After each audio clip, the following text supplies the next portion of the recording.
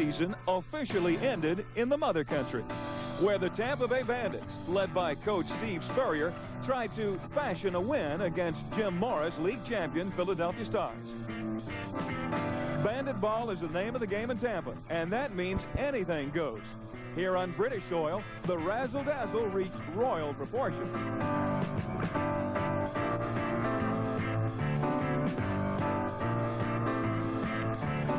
It's enough to drive a bloke weaned on rugby somewhat batty. Can you compare rugby to American football? No. We have a unique play in today that we call Dog Delight. And the player on our football team by the name of Dog is Herb Eatman. Well, Herb doesn't dog it when he gets a chance to run. There's no doubt the accent this day is on fun. This is what it's all about. The good old hat on your head.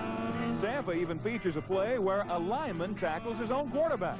And both teams combine to give the British a taste of football at its improvisational best.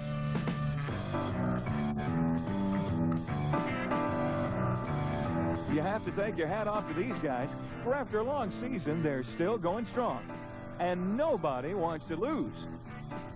After all, the ride home is quite a trip. In the end, Tim Reardon gives Philly a 24-21 victory with 3 touchdown passes. And when the Bandits chime in with the old Big Ben play as a last resort, the Stars' defense gives them the gong. A jolly good time was had by all. But before we say cheerio, let's take a long look back at the USFL's second season. Well, one of the early season's biggest moves was the signing of Steve Young by Los Angeles. Less than a month after starting his first game, the former Brigham Young star became the first pro football player to pass for 300 yards and run for another 100 in the same game. While much was being made of Young's $40 million contract, the rookie led L.A. to a full-time pro football record for touchdown passes in a season. No words are needed to tell of Houston's phenomenal success, but pictures don't tell the whole story. When the uniform includes a microphone. What's the score? Hey, KD, they can't hear you. You got to talk here. Serious, man? No, we get the ball in 20. We get the ball in 20. Let's take, we want the ball. Hey, we got the ball. We got the ball. Huddle up, huddle up. Hey, hey. No. Twist, 5-man, Ray. 35 minutes. Come on. Trio, full left, ZA, fake throw, 21. Boot right, Q corner on 1. Ready? Behind. Hustle. 5-man. Liz! Uh-oh. Alley-oop. 10. Red 78, stay. Oh, quick out.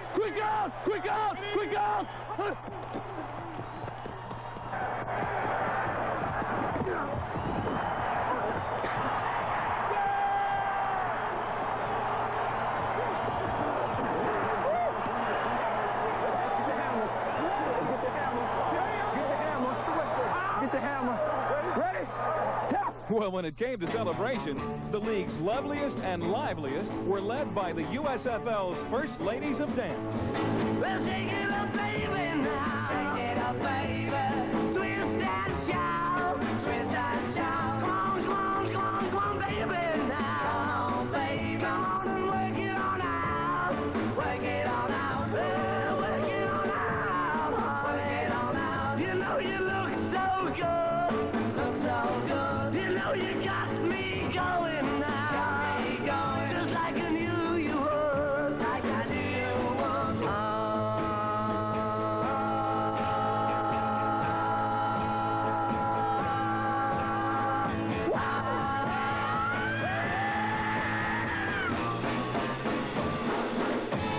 The shouting in the Western Division was loudest in Denver until its season took a bizarre twist. The Gold rushed to a 7-1 record, but their playoff prospects didn't quite pan out. On the other hand, George Allen's Wranglers couldn't win 2 in a row in the season's first 14 weeks.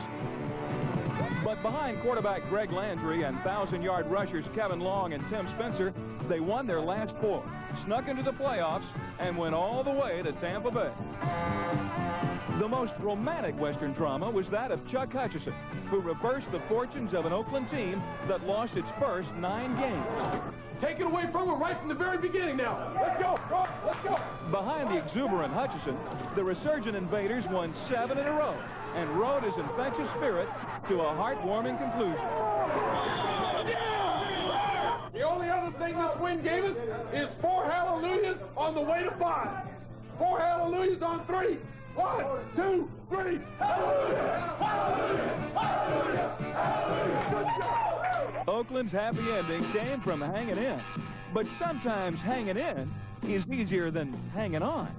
Let's hang on to what we got. Don't let go till we got a lot. Got a lot of love between us. Hang on, hang on, hang on to what we got. There isn't anything I wouldn't do. I'd pay any price to get in good to you. Patch it up. Give me a second turn. Patch it up. Don't cool off while I'm burning. The funny shape of the football makes it oh so easy to lose, but not so easy to find. So the trick is never let it out of your sight. And once you got it, don't let go. Baby, don't you go, baby. Don't you go, baby. Let's stay here. Hang on to what we got. Don't let go till we got a lot. Got a lot of love between us. Hang on, hang on, hang on to what we got. Rushed to a league record 16 wins behind the irrepressible Kelvin Bryant. Between bookend losses to New Jersey, the Stars set another league record with 14 straight wins. On defense, Sam Mills and the Doghouse D were again the league stingiest. In 2 years, the Stars have given up fewer points than 5 teams allowed this year alone.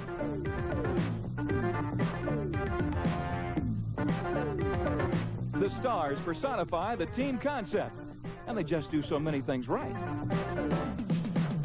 As the playoff dance began, Philly was right in step.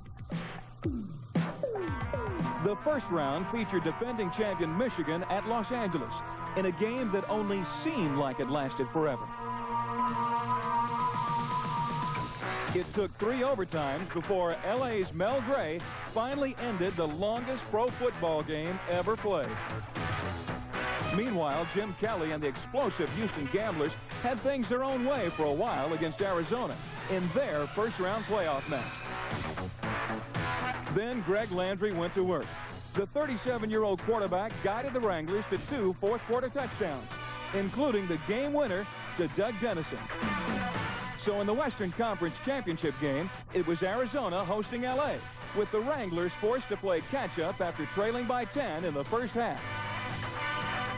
But with 4 touchdowns in less than 14 minutes, Arizona earned the trip to Tampa and put head coach George Allen back in the limelight. Birmingham was the site of an Eastern Conference showdown between the Stallions and the Tampa Bay Bandits, and the home team cruised into the second round behind an offense that just wouldn't quit. The season-ending loss meant Tampa coach Steve Spurrier would be only a spectator at the title game. Philadelphia was the backdrop as a budding rivalry between the Stars and Generals was renewed. Behind Garcia Lane's 70-yard punt return, the Stars rolled to a 21-point halftime lead, an easy victory over New Jersey, and a spot in the playoff second round. With the Generals left behind, next in line were the Birmingham Stallions. But having star quality means doing the extraordinary, and Kelvin Bryant created a fumbling, rumbling spectacular.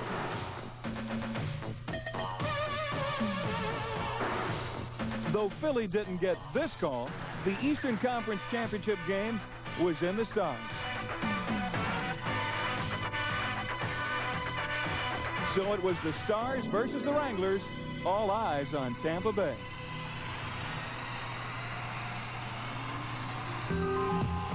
Philadelphia's flight to the league championship last season was grounded by Michigan in the title game.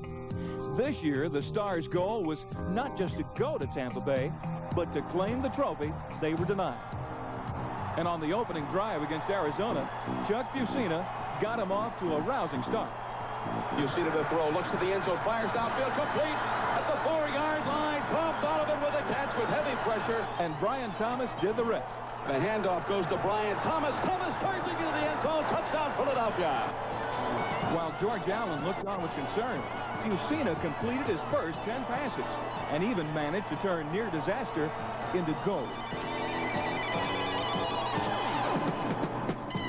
Despite Philly's early dominance, Arizona managed to stay within striking distance for much of the game, thanks in large part to the Wranglers' hard-hitting defense.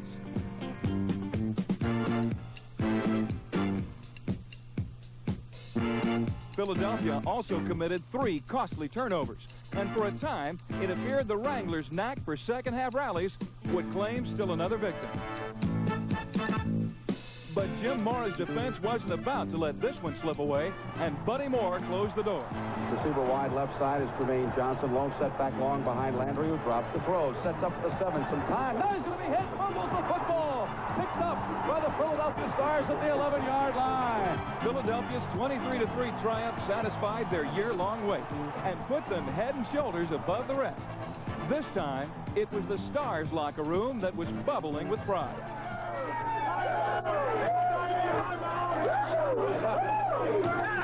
But 1984 was a proud season for everyone associated with the league, as more and more people caught the spring fever. It's a bigger and better USFL.